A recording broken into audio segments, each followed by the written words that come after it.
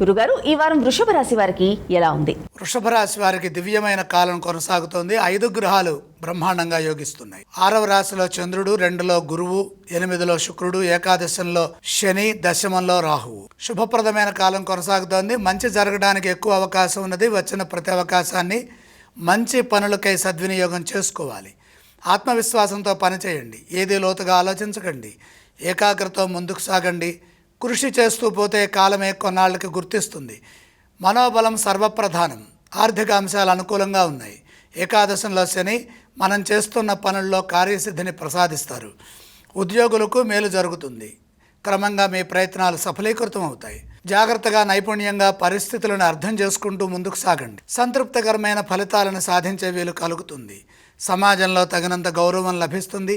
బాధ్యతాయుతమైన ప్రవర్తన గౌరవాన్ని ఇస్తుంది. సుస్థిరమైన ఫలితాలు సాధిస్తారు. అదృష్టం వరిస్తుంది. ఉత్సాహంగా ముందుకు సాగండి. వ్యాపారంలో సరైన నిర్ణయాలు తీసుకోవడం ద్వారా నష్టాన్ని నివారించవచ్చు. అనుకున్న విధంగా లాభాలు పొందవచ్చు. శుభవార్త ఆనందాన్ని ఇస్తుంది. వృషభ రాశి వారు ఎటువంటి స్తోత్రాలను పఠించాలి?